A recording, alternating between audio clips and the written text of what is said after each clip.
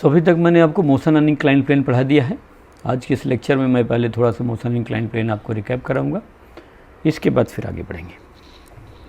सो अब देखिए, जैसे मेरे पास यहाँ पर कोई ये हॉरिजॉन्टल सरफेस है, इस हॉरिजॉन्टल सरफेस में मैंने कोई एक बॉडी रख दिया जिसका मास m है।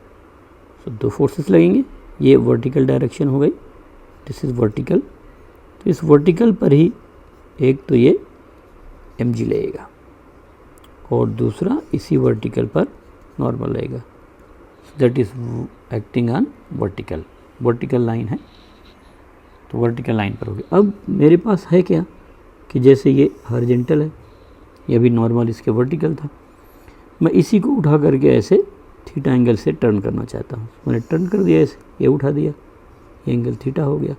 अब वही ब्लॉक यहाँ है, ये ब्लॉक पहले यहाँ है, mg वर्टिकल है, सबसे पहले मैं एक वर्टिकल लाइन ड्रॉ कर देता हूँ। सो ये जो लाइन है ये वर्टिकल है, ये तो वर्टिकल होगी। mg कैसा था? वर्टिकल है, सो mg तो हमेशा वर्टिकल ही होगी, उसमें कोई दिक्कत नहीं है।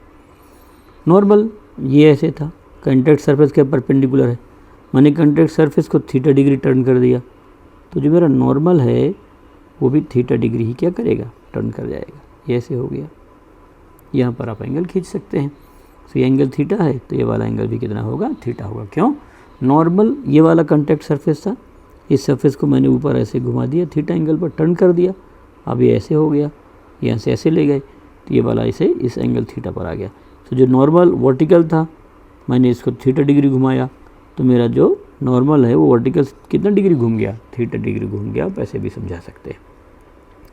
अब कंपोनेंट यदि मैं लेना हो तो कंपोनेंट मेरी फ्रीडम है कि मैं किधर की तरफ लूँगा। मैं हॉरिजॉन्टल एंड वर्टिकल भी कंपोनेंट ले सकता हूँ, मैं along the inclined and perpendicular inclined भी ले सकता हूँ। तो मुझे किधर की तरफ कंपोनेंट लेना है ये सदैव मेरी फ्रीडम होगी। जैसे मैं हॉरिजॉन्टल वर्टिकल लेना चाहूँ तो मैं हॉरिजॉन्टल वर्टिकल कंपोनेंट ले सकता हूँ। तो जैसे मान लिया मैंने यहाँ पर एक डायग्राम बना लिया, ये हॉरिजॉन्टल लाइन हो गई और ये वर्टिकल लाइन हो गई, इधर की तरफ ये mg है वर्टिकल और ये नॉर्मल है, ऐसे बना लिया ये n। अब मान लो मेरे को कंपोनेंट इस डायरेक्शन में चाहिए, तो ये वाला कंपोनेंट कौन सा होगा, n cos थीटा, और इधर वाला कौन सा होगा, n sin थीटा। सो ये जिसके साथ लाइन बनती है cos होगा, तो ये हो गया n cos थीटा।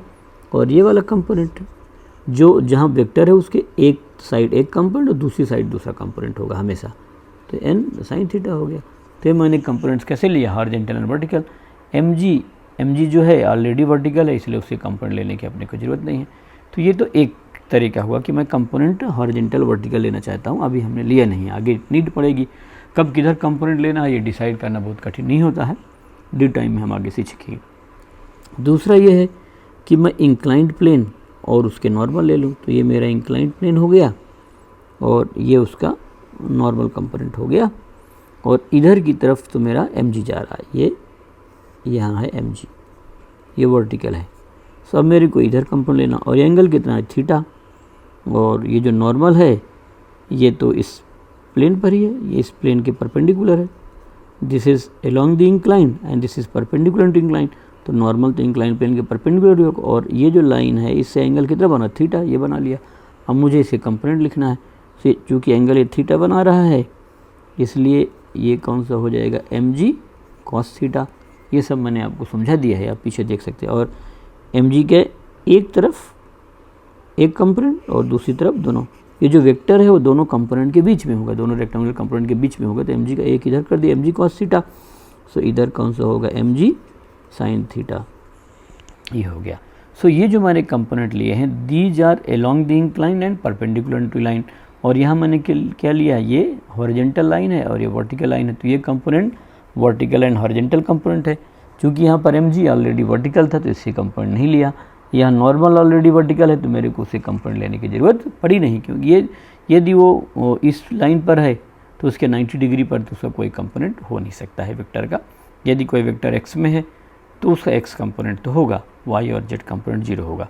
यदि कोई वेक्टर y में है तो उसका y कंपोनेंट तो वही होगा जो वेक्टर है, और x कंपोनेंट और z कंपोनेंट 0 हो जाएगा। सो जिस लाइन पर जो वेक्टर है उस लाइन पर ही उसका कंपोनेंट होगा, उसके 90 डिग्री पर उसका कोई कंपोनेंट नहीं होगा। जैसे नॉर्मल इस लाइन पर है तो इसके 90 डिग्री पर ये वाई जो लाइन है, इस लाइन पर नॉर्मल कंपोनेंट नहीं हो सकता है। mg हमारा वर्टिकल लाइन पर है, सो mg का तो वर्टिकल होगा, लेकिन हॉरिजेंटल लाइन पर mg का नहीं हो सकता। ये जो नॉर्मल है ना तो ये वर्टिकल है और ना ही हॉरिजेंटल है, दोनों के बीच में है, इसलिए उसका एक कंपोनेंट हॉरिजेंटल होगा और एक कंपोनेंट वर्टिकल होगा। सो हमने सेम फोर्सेस के कंपोनेंट मैंने आपको यहाँ बता दिया है कैसे लेंगे। mg का लेना चाहे तो एलॉन्ग द इंक्लाइंड प्लेन कैसा है, mg sin थीटा, और परपेंडिकुलर टू इंक्लाइंड प्लेन कैसा है, mg cos theta. Component mg along the inclined plane, ये मैं आपको लिख देता हूँ, है ना, कभी भी इंक्लाइंड प्लेन हो। सो कंपोनेंट्स, क्योंकि अभी इसी का काम पड़ेगा बार बार, सो अपने को ध्यान रखना है। कंपोनेंट्स ऑफ mg, ये है फर्स्ट एलॉन्ग द इंक्लाइन, जो मेरा इंक्लाइन है या इंक्लाइंड प्लेन है, एलॉन्ग द इंक्लाइन। तो इंक्लाइंड प्लेन की तरफ जो कंपोनेंट होगा वो कौन सा होगा, mg sin थीटा। और दूसरा परपेंडिकुलर टू इंक्लाइन,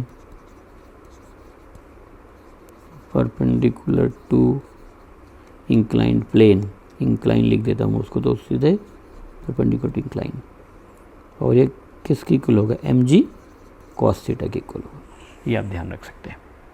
अब मैंने आपको कुछ क्वेश्चंस उधर करा दिए थे, आज कुछ क्वेश्चन इंक्लाइंड प्लेन में हम और करने की कोशिश करते हैं। सो ये है इधर की तरफ, तो मैंने ये लिख लिया, ये यहाँ पर आ गया है। हम चाहें तो कुछ एंगल लिख सकते हैं और हम चाहें तो वेरिएबल के फॉर्म में लगा सकते हैं, तो मैं अभी वेरिएबल लगा देता हूँ। ये एंगल थीटा ले लिया और एक ब्लॉक ये ले लिया, इसका मास m1, और एक ब्लॉक ये ले लिया मास m2। कहीं फ्रिक्शन है नहीं, अभी हमने फ्रिक्शन पढ़ा नहीं है, इसलिए फ्रिक्शन की बात करने का कोई मतलब नहीं है। सो स्मूथ इंक्लाइंड प्लेन है, मैं लिख देता हूँ कि ये स्मूथ है। वैसे तो जब तक फ्रिक्शन नहीं पढ़ रहे हैं तब तक हमारा सरफेस स्मूथ है, और ये ग्राउंड है, और वो थीटा डिग्री पर वहाँ से क्या है, इंक्लाइंड है, तो ऐसे ले सकते हैं। सो मुझे को क्या करना है, इस क्वेश्चन में एक्सेलेरेशन निकालना है और दोनों के बीच में कांटेक्ट फोर्स निकालना है। सो यहाँ पर मैं लिखूँगा find acceleration, find acceleration of blocks and normal force between them. Contact force भी लिख सकते थे, and normal force between them. So हम इसे एक साथ भी लगा सकते हैं, पूरे को एक सिस्टम मान लें और सिस्टम मान के हम इसको सॉल्व कर सकते हैं। तो जैसे हम इसको छोड़ेंगे तो पूरा का पूरा सिस्टम कहाँ एक्सेलेरेट होगा, नीचे की तरफ एक्सेलेरेट होगा, और ये मैंने आपको पहले बता रखा है कि इसका एक्सेलेरेशन किसके इक्वल होगा, g sin थीटा के इक्वल होगा। कोई भी ब्लॉक यदि केवल ग्रेविटी की वजह से स्लाइड कर रहा है तो उसका डाउन द प्लेन जो एक्सेलेरेशन होगा वो g sin थीटा ही होगा। सो ये मान लो मेरे पास mg है। सो मैंने आपको भी बताया था कि mg के मैं दो कंपोनेंट कर सकता हूँ। इधर की तरफ कौन सा हुआ, mg sin थीटा, अभी सिखाया मैंने आपको, और mg cos थीटा, तो mg का कंपोनेंट हो गया, और एक कौन सा होगा, नॉर्मल होगा। जो एक्सेलरेशन है वो तो डाउन द प्लेन है, इधर की तरफ एक्सेलरेशन है। तो एक्सेलरेशन इस डायरेक्शन में तो है नहीं, तो उधर की तरफ तो हमें कुछ करने की ज़रूरत ही नहीं। तो जो सरफेस ने नॉर्मल लगाया हो तो n हो गया। इधर की तरफ जिधर एक्सेलरेशन उधर की तरफ फोर्स कौन सा है, mg sin थीटा। सो जो एक्सेलरेशन होगा वो किसके इक्वल होगा, फोर्स डिवाइड बाई मास के। इस डायरेक्शन में एक्सेलरेशन है तो इधर लगने वाला फोर्स कौन सा है, केवल mg sin थीटा। फोर्स और एक्सेलरेशन हमेशा सेम डायरेक्शन में होंगे, mg sin theta divide by m, तो कैंसिल हो जाएगा। सो ए की वैल्यू किसके इक्वल हो जाएगी, g sin थीटा के। सो दोनों ब्लॉक एक साथ एक ही एक्सेलरेशन से चलेंगे। यहाँ पर एक्सेलरेशन ना तो m1 के मास पर डिपेंड कर रहा है और ना ही m2 के मास पर डिपेंड कर रहा है, सो दोनों का एक्सेलरेशन क्या होगा, सेम होगा। So a equal to g sin theta. तो आप एक ब्लॉक से भी इसको बता सकते हैं भाई, इसका भी इसमें इधर की तरफ फोर्स कितना लग रहा है, m1g sin थीटा, इसमें नीचे की ओर कितना लग रहा है, m2g sin थीटा, ग्रेविटी की वजह से इनके बीच में नॉर्मल लग रहा है हमने। और हम जब केवल इसका एक्सेलरेशन निकालेंगे तो m1g sin theta by m1, और इसका केवल निकालेंगे तो m2g sin theta by m2, तो m से m तो कट ही जाएगा, चाहे आप m1 लिखिए चाहे m2 लिखिए, तो दोनों का एक्सेलरेशन कितना होगा, a is equal to g sin theta. So both the blocks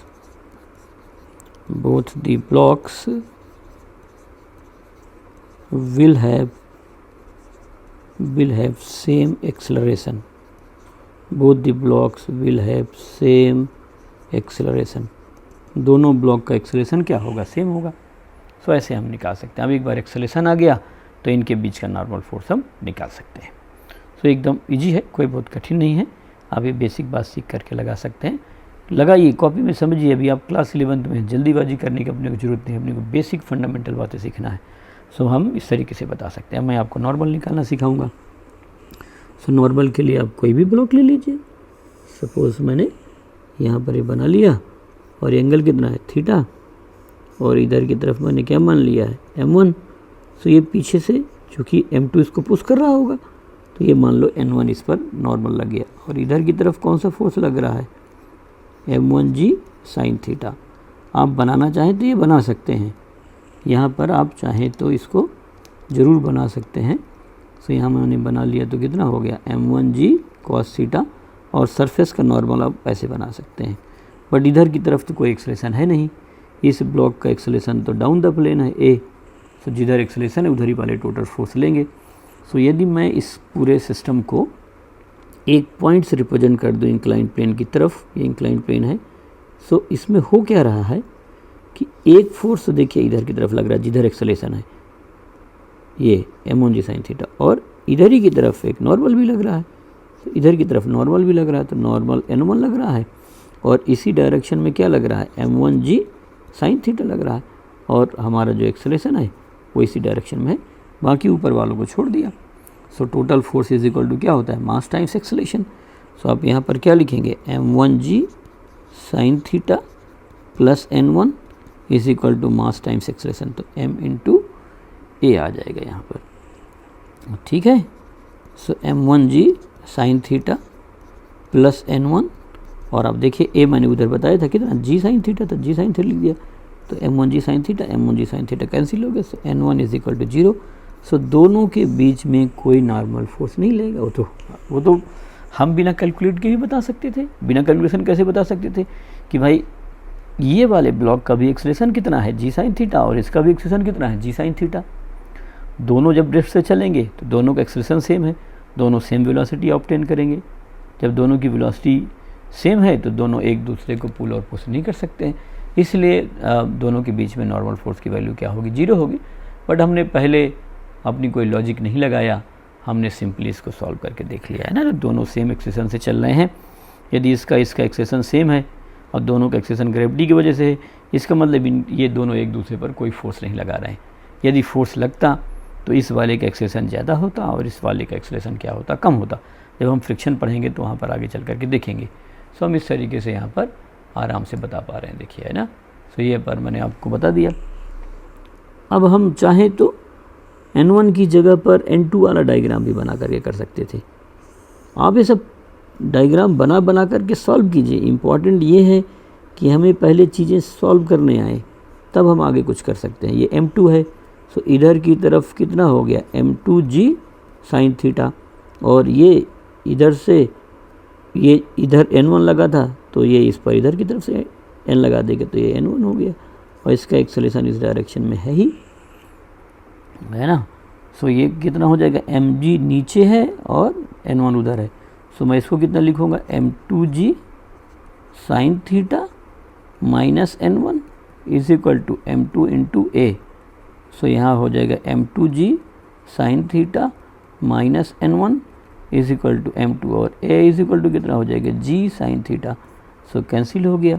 so n1 की वैल्यू आ जाएगी 0. तो इस तरीके से नॉर्मल फोर्स क्या आ गया, 0 आ गया. सो किसी ब्लॉक से बता सकते थे, डायरेक्ट बता सकते थे कि यहाँ पर नॉर्मल फोर्स उनके बीच में नहीं लग रहा होगा. क्यों, क्योंकि दोनों का एक्सेलेरेशन सेम है और दोनों का एक्सेलेरेशन केवल और केवल ग्रेविटी की वजह से है. सो ग्रेविटी दोनों को सेम एक्सेलेरेशन प्रोवाइड कर रही है. सो मैंने आपको ये 2 ब्लॉक्स कांटेक्ट में रख करके बता दिया. अब आप 2 रख दें, 3 रख दें, 4 रख दें, उससे कोई फ़र्क नहीं पड़ता है. जैसे जैसे आप थीटा बढ़ाते चले जाएंगे इसका एक्सेलेरेशन बढ़ता हुआ चला जाएगा. यदि आप इसको वर्टिकल कर देते हैं तो एक्सेलेरेशन सभी का g के इक्वल हो जाएगा. तो इस तरीके से हम बता सकते हैं. ये नॉर्मल पूछे कि इंक्लाइंड प्लेन कितना लगा रहा है तो इंक्लाइंड प्लेन कितना नॉर्मल लगाएगा, क्योंकि ऊपर नीचे कोई मोशन नहीं हो रही, तो इंक्लाइंड प्लेन का जो नॉर्मल होगा वो mg cos थीटा के इक्वल होगा, है ना। सो ये मैंने आपसे क्या पूछा था, find acceleration of blocks and normal force between them. मैंने ये नहीं पूछा कि इंक्लाइन कितना लगाएगा, यदि इंक्लाइन का निकालना हो तो इस पर लगेगा कितना m1g cos थीटा और इस पर लगेगा m2g cos थीटा, दोनों का मास अलग अलग है, इसलिए इंक्लाइंड प्लेन क्या करेगा, दोनों पर अलग अलग फोर्स ही अप्लाई करेगा। सो मैंने आपको इंक्लाइंड प्लेन वाले क्वेश्चन जो है करा दिए।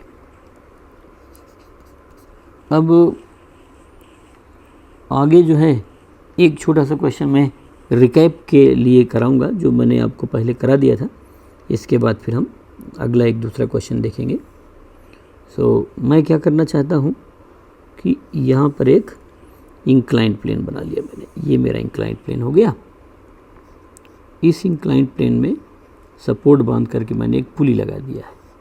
इस पुली से मैंने एक मास m का ब्लॉक हैंग कर दिया और इधर की तरफ भी मैंने एक जो है स्ट्रिंग से एक मास को हैंग कर दिया। ये क्वेश्चन मैंने आपको करा रखा है पहले, आप वहाँ से देख सकते हैं।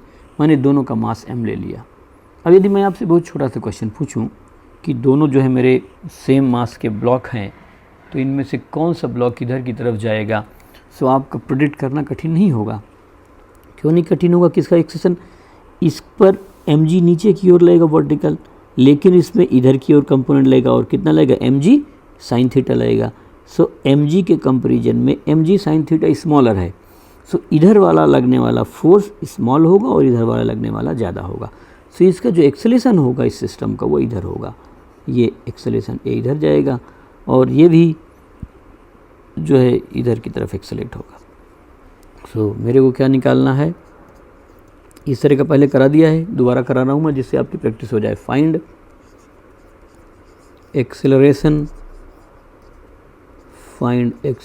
Of blocks, find acceleration of blocks and tension in the string, find acceleration of blocks and tension in the string. So acceleration तो मैं डायरेक्ट भी करा सकता हूँ, एक्सेलरेशन मैं डायरेक्ट भी करा सकता हूँ और आपको एक एक फ्री बॉडी डायग्राम से भी बता सकता हूँ। सो मैं ऐसा करता हूँ कि पहले तो डायरेक्ट बता देता हूँ, ठीक है। सो यदि हम इसको डायग्राम बनाना चाहें, रिप्रेजेंट करना चाहें, सो केवल यहाँ पर तो टेंशन टी ऊपर की तरफ लेगा, पुल करेगा, टेंशन हमेशा पुल करेगा, इस रस्सी ऊपर जा रही और इस पर रस्सी इधर की तरफ जा रही, तो टेंशन इधर हो गया। इसमें mg वर्टिकल है तो ये वर्टिकल लेगा mg, और इधर की तरफ तो हम mg का कंपोनेंट लेंगे, है ना। तो ये मैंने बता रखा है, along the inclined plane mg का कंपोनेंट कितना होता है, mg साइन थीटा होता है। सो mg और mg साइन थीटा में से किसकी वैल्यू ज़्यादा होगी, mg की, because sine theta is less than or equal to 1। Sine theta की मैक्सिमम वैल्यू कितनी होती है, 1 होती है। तो sine theta is less than or equal to 1।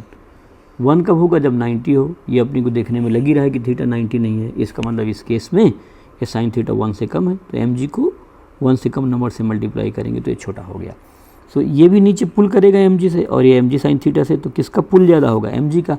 So net pulling force कितना हो गया, mg minus mg sine theta. ये सब मैंने आपको पहले सिखा रखा है। सो नेट फोर्स या नेट पुलिंग फोर्स निकाल रहे हैं हम। सो नेट फोर्स ये नीचे पुल कर रहा है mg से, mg, और ये भी इधर mg से पुल कर रहा है, so minus mg sine theta ये हो गया नेट फोर्स। और फिर मैं यहाँ पर लूँगा क्या चीज़, टोटल मास। सो आप यहाँ पर टोटल मास ले सकते हैं, किसके इक्वल होगा, m plus m। So total mass होगा 2m के इक्वल। अब एक्सेलरेशन किसके इक्वल होगा, total force divide by total mass के। सो यहाँ पर मैं लिखूँगा net force divide by total mass, ये आ जाएगा। सो नेट फोर्स है किसके इक्वल, यहाँ पर आप ले लेंगे mg minus mg sine theta divide by 2m। ऐसा नहीं कि mg से mg आप काट दें, है ना, ये बराबर नहीं है, ये mg है और mg साइन थीटा है, तो आप यहाँ से केवल m कॉमन ले सकते हैं। सो यहाँ पर m कॉमन ले लेंगे, बेसिकली mg आप चाहें तो कॉमन ले सकते हैं। सो मैंने यहाँ से तो क्या कॉमन ले लिया, mg, तो यहाँ पर कितना बच गया, 1 minus sine theta divide by 2m। So m से m कैंसिल हो गया। सो इस तरीके से आपके पास एक्सेलरेशन किसके इक्वल हो गया, g 1 minus sine theta by 2। So g 1 minus sine theta divide by 2, ये ऐसे हो। सो एक्सेलेरेशन आ गया। एक बार एक्सेलेरेशन निकाल लेते हैं तो आप टेंशन वगैरह सब निकाल सकते हैं। सो अब देखिए मैंने क्या बताया था कि हमारे पास यदि ये रस्सी नहीं होती, केवल ये होता तो सीधे नीचे गिर जाता। सो ये mg इसको नीचे पुल करना चाहती है, इसमें mg वर्टिकल रहेगा लेकिन उसका कंपोनेंट मैंने इधर ले लिया, तो इधर कंपोनेंट कितना हो गया mg साइन थीटा। तो mg से अर्थ इसको इधर पुल करेगी और इसको इधर पुल करेगी, तो ये इधर जाना चाहेगा तो ये ऊपर जाएगा और ये इधर आना चाहेगा तो ये ऊपर जाएगा। अब किसका इफेक्ट ज़्यादा होगा, ये वाला mg ज़्यादा है। सो ये नीचे आ गया और ये ऊपर आ गया। सो मैंने सबसे पहले नेट फोर्स निकाल लिया mg minus mg sine theta, फिर मैंने यहाँ पर लिखा total mass m plus m 2m लिख दिया, फिर मैंने a लिखा नेट फोर्स, नेट मतलब एक्सटर्नल फोर्स। ये यदि आप इन दोनों को एक सिस्टम कंसीडर करते हैं दोनों ब्लॉक को, तो टेंशन तो इंटरनल फोर्स है, इंटरनल फोर्स है तो क्या हो गया, जीरो हो गया। तो एक्सेलरेशन तो कॉज नहीं कर सकता है, एक्सेलरेशन आएगा एक्सटर्नल फोर्स की वजह से। तो नेट एक्सटर्नल फोर्स कितना हो गया mg minus mg sine theta, total mass is 2m। So m से m कैंसिल हो गया, तो g 1 minus sine theta by m by 2। तो इस तरीके से आ जाएगा g 1 minus sine theta by 2, acceleration आ गया। अब आपको जो है टेंशन निकालना है। सो आप कोई एक बॉडी का फ्री बॉडी डायग्राम बना लीजिए। सो मैं तो इसका पहले बना लेता हूँ, जो मेरे पास यहाँ दिया हुआ है, ये m दिया है। सो इधर की तरफ तो क्या हो गया mg, इधर की तरफ टेंशन t हो गया, इसका एक्सेलरेशन a आ गया यहाँ पर। So mg minus T is equal to ma। So जो t अपने को चाहिए तो t इधर जाएगी, तो mg माइनस ma। अब a की वैल्यू आप देखिए वहाँ पर कितनी आई थी, 1 minus sine theta into g divide by 2, यही वैल्यू आ रखी है, देख सकते हैं g 1 माइनस साइन थीटा, तो g 1 minus sine theta by 2। अब आप इसे एलसीएम लेकर के थोड़ा एक बार सिंप्लीफाई कर लिया जाए। सो यहाँ पर कितना हो जाएगा 2mg minus mg minus minus plus, और यहाँ पर कितना हो जाएगा mg साइन थीटा। सो 2mg से mg तो कैंसिल हो गया। सो मेरे पास कितना बच गया, ये mg plus mg sine theta divide by 2 आ गया। mg ले लीजिए कॉमन, तो mg कॉमन ले लिया, सो 1 plus sine theta divide by 2। इस तरीके से मैंने टेंशन सॉल्व कर लिया। सो हम इस तरह से क्वेश्चन इसलिए लगा रहे हैं कि हमें ये क्वेश्चन सॉल्व करने आ जाए। हम 10th से मैथमेटिक्स पढ़ के आते हैं, बहुत बच्चों की ये प्रैक्टिस होती नहीं है सब लिखने की, सॉल्व करने की। सो बार बार आप अटकेंगे और आपको ये चीज़ें ओवरकम करना। क्लास 11th में आपका बेसिक यही है कि आप ये सभी क्वेश्चन बहुत आसानी से सॉल्व कर पा रहे हैं कि नहीं तो धीरे धीरे फिजिक्स अपनी बहुत डिफ़िकल्ट हो जाएगी, क्योंकि हम इस तरह की एलिमेंट्री बातें ही सॉल्व नहीं कर पाएंगे। सो मैंने यहाँ पर एलसीएम ले लिया है 2 से मल्टीप्लाई कर दिया 2mg, माइनस था या मल्टीप्लाई की तो माइनस mg आ गया, minus minus plus mg sine theta, 2mg से mg चला गया, mg बच गया प्लस mg साइन थीटा। अब ऐसा नहीं करेंगे कि mg प्लस mg 2mg लिख दें, ये mg है और mg साइन थीटा है तो केवल यहाँ से कॉमन हो सकता है।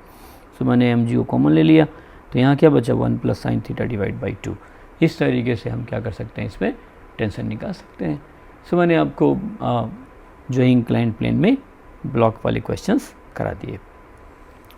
अब एक क्वेश्चन और कर के देख लिया जाए। सो ऐसे हमारा जो है इंक्लाइंड प्लेन वाला मामला कवर हो जाएगा। मैं ऐसा करता हूँ कि एक की जगह 2 इंक्लाइंड प्लेन बना लेता हूँ। सो एक मेरा इंक्लाइंड प्लेन ये हो गया, ऐसे मैंने बना लिया, इस तरीके से कनेक्ट कर दिया, ये ले लेता हूँ। सो एक तरफ तो मैं 30 एंगल ले लेता हूँ, एक तरफ 60 ले लेता हूँ, डिग्री है तो डेफिनेटली 90 डिग्री हुआ। और इसके बाद मैं इधर की तरफ से ब्लॉक्स लगा देता हूँ, ये लगा देता हूँ 2 kg का ब्लॉक, इधर भी 2 kg का ब्लॉक लगा देता हूँ, दोनों तरफ 2 kg का ब्लॉक लगा दिया मैंने। एक्सेलेरेशन होगा ही होगा। सो मेरे को क्या निकालना है, find acceleration. Acceleration of blocks and tension in the string. Find acceleration of blocks and tension in the string. अब आप ज़रा एक बार FVD बना के देखिए। आप जब इसकी FVD बनाएंगे यहाँ पर, तो अब देखिए ये मोशन तो इंक्लाइंड प्लेन की तरफ ही होगा, तो ये किसके इक्वल हो जाएगा, mg sine theta 2g sine 30। और यदि आप इधर की तरफ लेंगे सो ये भी किसके इक्वल हो जाएगा, 2g साइन 60 की इक्वल हो जाएगा। सो साइन 60 की वैल्यू ज़्यादा है, साइन 30 की वैल्यू कम है। मैं यहाँ लिख देता हूँ sine 30 is 1/2 and sine 60 is √3/2। ये सब मैंने आपको बेसिक मैथ्स में रिवाइज कराया है, बट ये आपको पता होना चाहिए। सो क्या ये इधर कितने फोर्स से खींचेगा इसको, 2g साइन 30 से, इधर ग्रेविटी की सिर्फ फोर्स से खींचेगी 2g साइन 60। चूँकि ये वाला फोर्स बड़ा है इसलिए सिस्टम जो है इधर की तरफ एक्सेलेरेट होगा। सो ऐसे एक्सेलेरेशन होगा। सो total force divide by total mass. So net force आप डायरेक्टली निकाल सकते हैं। ये इधर जाना चाहेगा, किस फोर्स से जाना चाहेगा, 2g साइन 60 से। ये भी नीचे जाना चाहेगा तो अपोज कर रहा है तो माइनस कर दिया, तो 2g साइन 30 आ गया। अब आप वैल्यू g की मैं 10 लेते चला रहा हूँ, 10 ले लिया, ये √3/2 हो गया, -2 × 10 इंटू कितना हो जाएगा 1/2, कैंसिल हो गया। सो यहाँ पर 10 √3 - 10 हो गया। सो इट इज़ 10 √3 - 10 न्यूटन, ये फोर्स हो गया। इसके बाद टोटल मास लिखेंगे आप। सो टोटल मास हो जाएगा कितना, 2 + 2 = 4 kg, ये मास हो गया। अब आप एक्सेलेरेशन आराम से बता सकते हैं। Acceleration is equal to net force जो है, net force divide by total मास।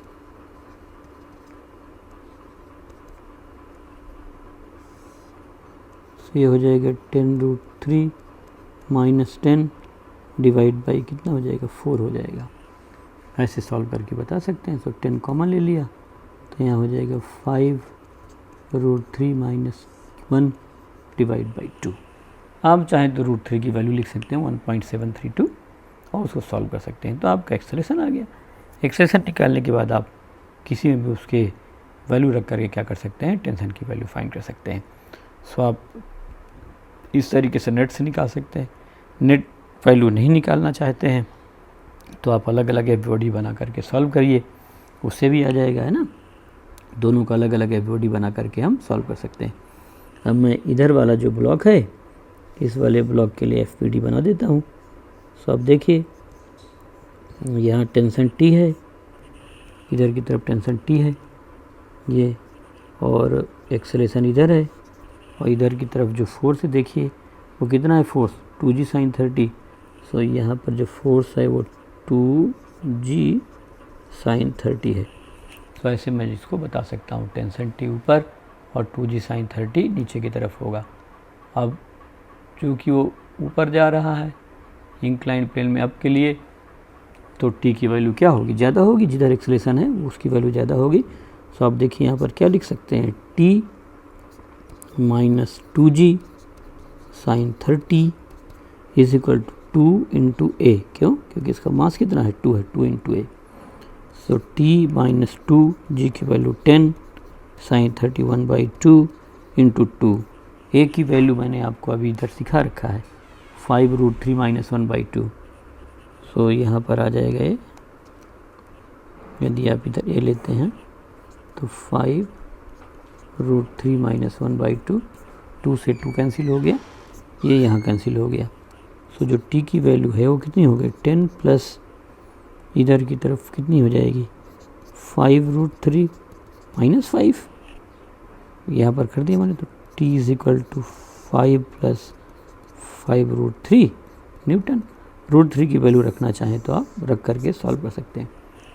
सो अभी इनिशियल स्टेज में आपका काम केवल ये है कि आप इक्वेशन बनाइए, इक्वेशन बना के सॉल्व कीजिए, जिससे अपनी जो इनहेरेंट वीकनेस है मैथमेटिक्स में वो धीरे धीरे दूर हो जाए। And that is going to take a lot of time. ऐसा नहीं है कि बहुत जल्दी सब हो जाएगा, समय लगेगा आपको सॉल्व करने में। तो मैंने इंक्लाइंड प्लेन पर बेस्ड आपको कई सारे क्वेश्चंस करा दिए हैं। आप यही बात दूसरे के लिए भी लगा के देख सकते हैं, वो भी टी की वैल्यू आ जाएगी। दोनों इक्वेशन को बना के ऐड कर दीजिए, टी से टी कैंसिल हो जाएगा और आपका जो पहले एक्सलेशन आया था वही एक्सलेशन आप यहाँ पर ऑब्टेन कर पाएंगे।